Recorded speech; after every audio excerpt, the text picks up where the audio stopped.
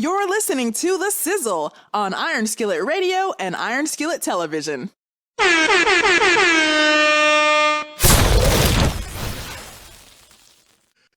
It's Rich Sizzle, it's Jay Sizzle, it's G Sizzle, the Sizzle Brothers, always together, always on time, always on rhyme. I like how I did that. On time, on rhyme. Sounds like a flow to me. I like it. I'm doing my shoulders and be like, I'll deal with it. okay, we'll do it. I can dig it. All right, so since you can dig it and since we're getting ready to get started, let's just drop it off real quick. All right, it's the midweek, it's the middle of the week. Things are happening, things have gotten up, they've gotten jumping. But the biggest thing that happened, Rich, was the NBA. The NBA was in full regalia last night. It started again and again and again. It seemed like they just stopped playing. Doesn't seem like it was that long ago. And guess what, Rich? Yeah. Everybody picked up where they were they left off. The Bucks were dominant, buddy. They were woo! That Giannis, that's something special, boy. That's something special. And Steph Curry. That boy good. That boy good too. That boy good, boy. Ooh, he got the nice little young butt, the little cut, and then he got some boys coming off the bench, and I don't know why Draymond's out there, but he's out there, and it is what it is. So let's start off with Kyrie, the Brooklyn Nets, the Bucks. Let's put this all in one good package. But let's talk about the game. All right. Bucks, Nets. What did you think about what you saw? Did Kyrie play? No. Oh, well, now that's a problem. It's a big problem. That's a big problem. And something tells me we'll talk about that a little bit later, but they're not full capacity yet without their marquee point guard. Right. So I'm not saying that might have made a difference because the Bucks it looked like they came out. It didn't matter who they were going to play. They were going to win. They looked good. Like you said, they picked up where they left off. Once they read a team, once they learn a team and know how to beat them, they don't ease up. And it was kind of like they rolled back the blade tape, like, we faced them in the East. Let's see here. Scroll back. Oh, that's what we did. Oh, okay. No problem. Whoop. And there you have it. So. Right. In the first quarter, well, it was ring night. So let's put that out there. And usually there's always a letdown. I remember when the Bulls played the Heat on their ring night. And I remember everybody was like, oh, it's so great. And then the Bulls mollywopped the Heat that game. It was amazing, but that didn't happen this game. I love the cream and gold that they had. It was like a cream and gold event there. It was so majestic. And then Milwaukee went out and put up 37 points in the first quarter. 37. And to your point, without a Kyrie, and let's just say for clarity, Drew Holiday left that game also with a heel injury, but you could see their dominance from the beginning. It was a 127-104 victory for Milwaukee, but you're just looking at what they did and what Giannis did, and it didn't matter. KD, it was like he was there. They were always chasing, if that makes sense, Rich. They never seemed to really – they never put the work in on Milwaukee. And I'll say this, early predictions, if Milwaukee can do this again, and as you said, to your point, if Milwaukee gets a blueprint on you, and those who are Bulls fans, they know, once Milwaukee got the Bulls blueprint, it never went away. They were always able to whip them at any time, at any point. If they've got New York's number, if they've got Brooklyn's number, then you're looking at the representative from the East in the championship game. Right. Question about the other team, though.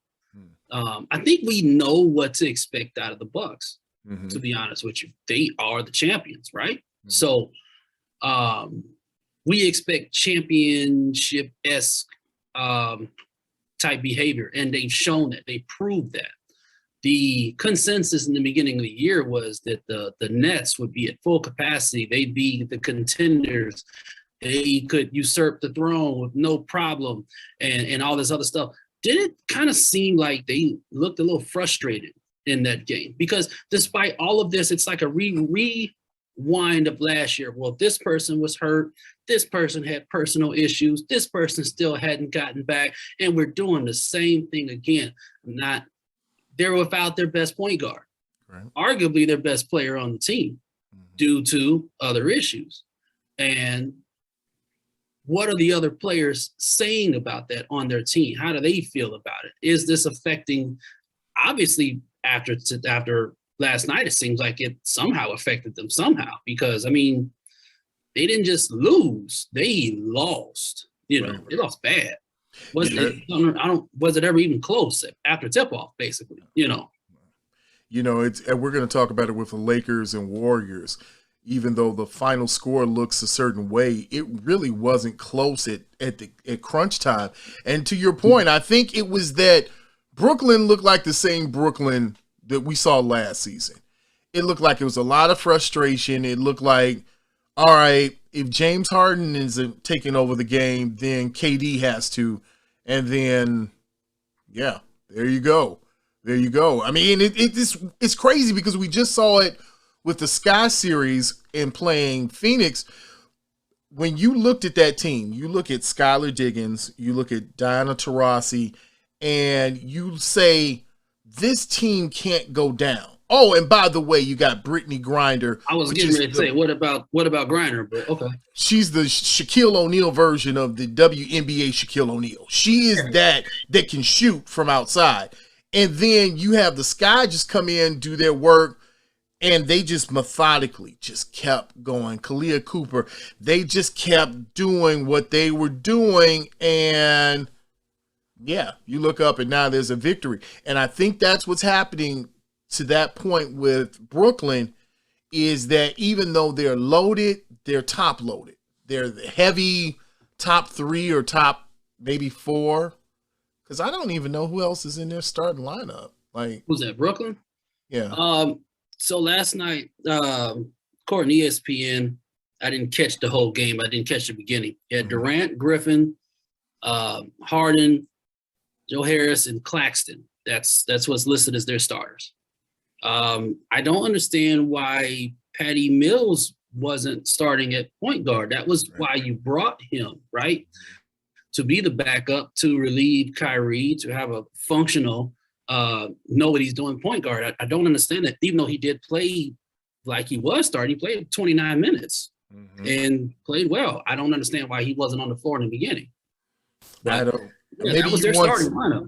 Maybe you wanted some punch off that second unit. Maybe you wanted to give them a little infusion of offense and somebody who could lead that second unit.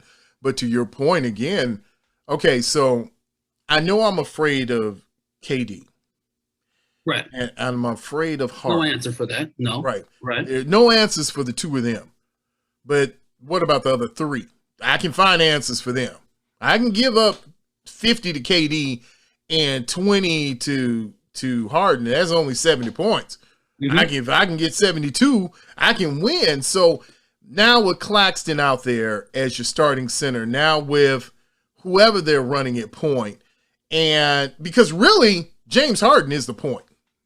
Yeah, because looking at the stat sheet, nobody attempted double-figure shots except for Durant. Went 13 for 25. Harden went 6 for 16. That's not really great. And then Patty Mills went 7 for 11. Everybody else is in single numbers. Yeah.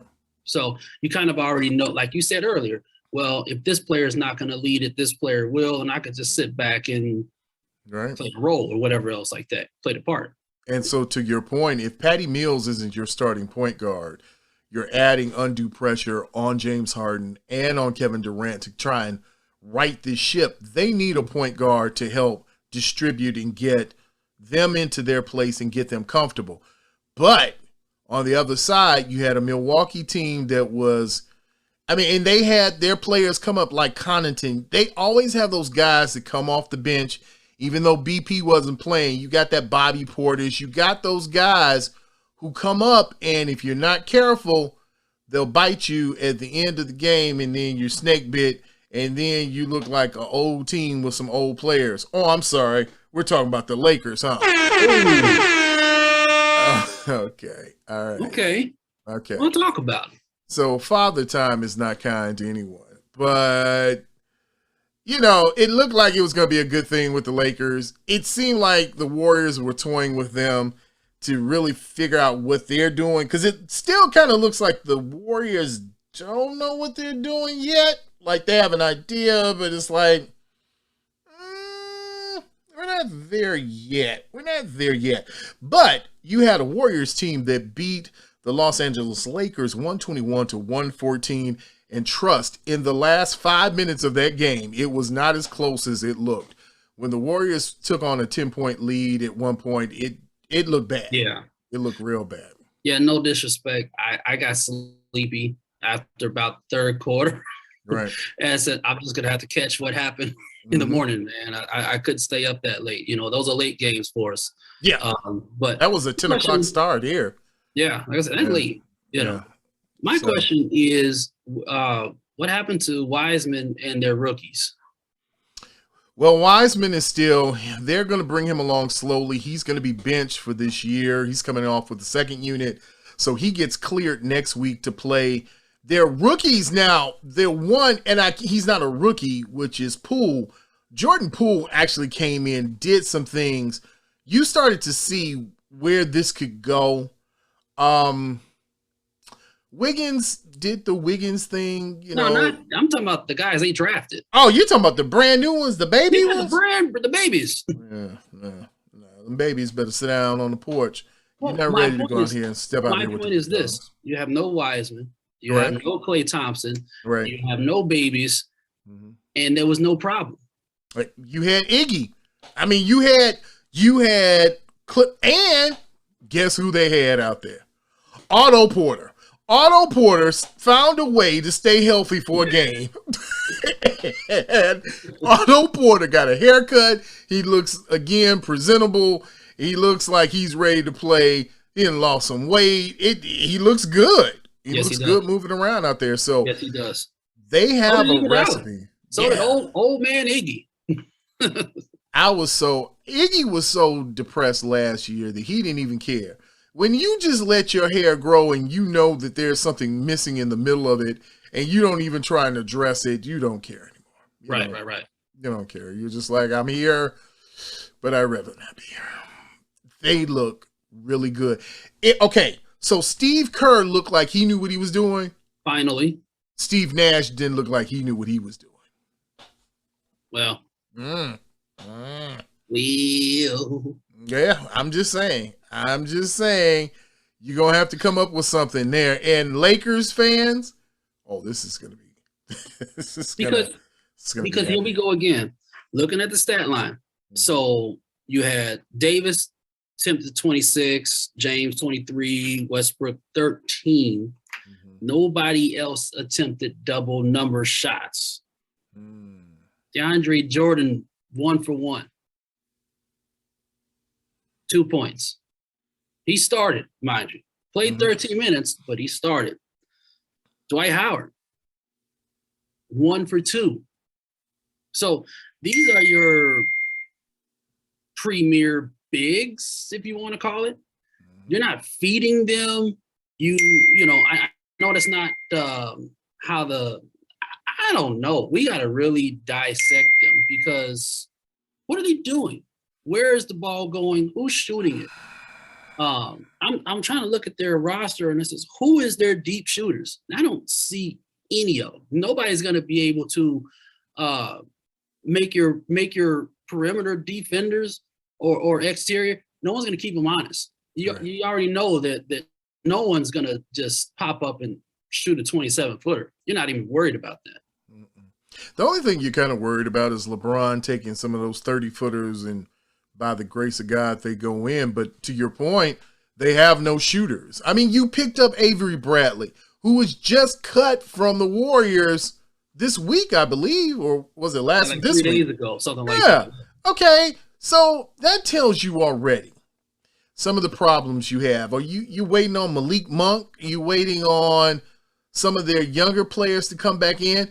Okay, Carmelo is not a distant shooter. You know what they're like? They're like a bad fantasy manager that just sees a name. Oh, I like that name. Let's just go grab them, kind of thing. Don't worry about the chemistry, whatever. It's just a big name person. We don't care about who the opposition is. To your point with LeBron James, I mean, you kind of figure him out, to a certain extent, especially if you have defenders on your team. No, you're not going to stop them. I'm not saying you're going to stop them, but you're going to put somebody to at least aggravate them, slow them down a little bit, stop them, keep them honest from, like you said, a wide open 30-foot shot, that he kind of can make every once in a while. Mm-hmm. So, I mean, you work that through into a game, and then, like I said, it's everybody else is within 15 feet, so you just crash down on defense there. Mm-hmm.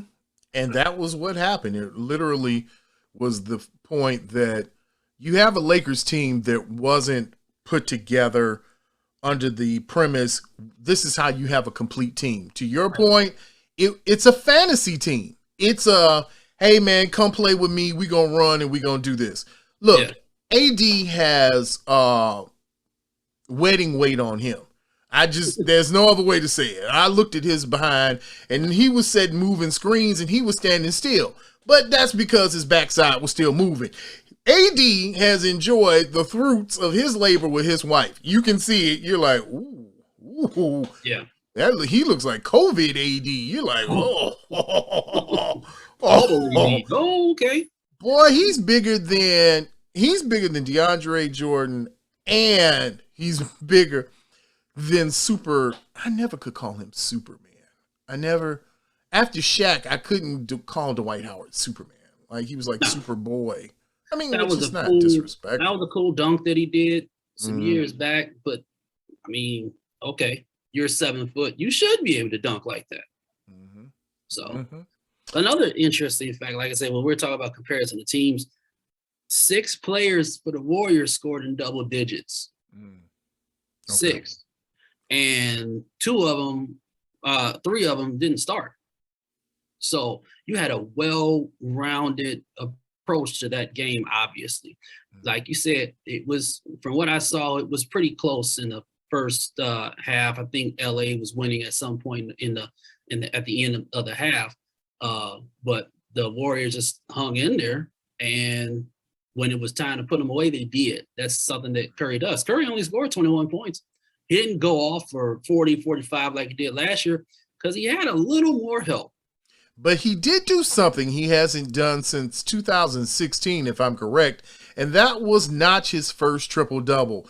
Triple-double, the threefer. The threefer. So fantasy managers should be happy if you were able to get – look, if Steph can give you triple-doubles, yeah, he's the fantasy king. He's going to be fantasy king, bro.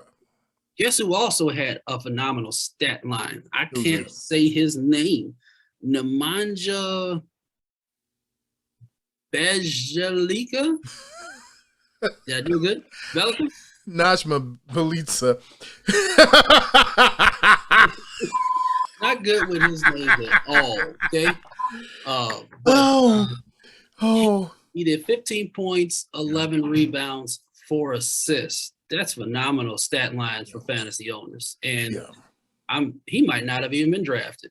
I'm almost sure Bjelica is open and available in like 98% of your leagues. But now that you see where they're going to use him and how they're going to use him, and if he can keep that kind of production, he's going to be like Zubac is with the Clippers. You don't really think about him as a fantasy person or his value until you see him in the game. I mean, with Bjelica, you were actually seeing him. I didn't even know he was because he got drafted. He wasn't with Golden State earlier. I don't know if he got traded there. Oh, I can't remember. He wasn't a drafted person there. Because I think he played for either the Kings or somebody like that. I want to say it was the Kings because I did some pre-draft work on him last year. Yeah. Because I thought maybe he would be a good look for the Bulls and a good option for them. But really, they had, as you said, they had a really balanced attack, similar to what Milwaukee did. It was very balanced with them, and they went back to their bread and butter. Hopefully with Milwaukee, they figured out, look, if you can clear out down low, just get the ball to Giannis and everybody else move and just do your position and get ready. Right. And then with Golden State, they're just, can you imagine what this team is going to be like? Well, when they're healthy Klay Thompson. Oh, yeah. But see, this is the thing, though. The Warriors have championship pedigree. We're not talking about just a team full of some good players that can play well. They have a background. Even your boy, Draymond Green, know how to win. Yes. That's one thing they were talking about with the Bulls and Alex Caruso, what he brings to the table. He knows how to win. The rest of those guys, they're good players, but Caruso know how to win. He's been there. Draymond Green, whatever you want to say about him, he's been on championship teams. He know how to win. That team knows how to win. Their coach knows how to win. So this isn't one of those, we're just going to fold or have a temper tantrum or things aren't going our way, we're going to panic. They're not going to panic. They can drop a few games here and there. This is the season. They understand that the real time is when the playoffs come. They looked good last night. Mm-hmm. So against a team that I didn't expect for them to win. So kudos to them, and definitely looking at them to be positive. I mean, I still think the Lakers are the front runners. They'll figure it out or get it together, find a way to win, because you have championship pedigree on the other end of that team too. But the Warriors are going to be a serious dark horse to contend with. Mm-hmm. They are going to be the team. The Warriors and the Bucks, I think what you saw last night is a preview to what this season is going to be. And probably later on today, I'll release my predictions for the East and for the West, where I think we'll stand. But I really have a feeling that you might be seeing the preview of what's coming. Game 1 might be what you see at the start of Game 1 of your Western Conference Finals and of your Eastern Conference Finals. It's possible. It is. Yeah, it's a big possibility. But you know who it is. You know what it is. It's the Sizzle here in the building, talking about the recap of the NBA Week 1. Getting ready to get started, buddy. It's going to be fire. We got hot games. Everybody's playing tonight. And the Bulls will be there. They'll be doing their thing in Detroit. They'll be punching the people in the Motor City, because I am fully Bulls ready. I'm ready for that game. Yes, I want to see what they got. It's maybe a not so formidable opponent, but hey, I mean, it's open season. I mean, open game. Why not? Hey, it's on your schedule. It's on your schedule. Just beat them. It is. And we'll deal with that later. So you know what we've come to do, and as always, bring you the hotness, because we are the Sizzle. We are the hottest talk in the 219, and we will see you, my friend, on the other side. Make sure that you follow us on Twitter, Facebook, and Instagram at Iron Skillet Sports. And remember to like, share, and subscribe to Iron Skillet Sports on YouTube at Iron Skillet Sports.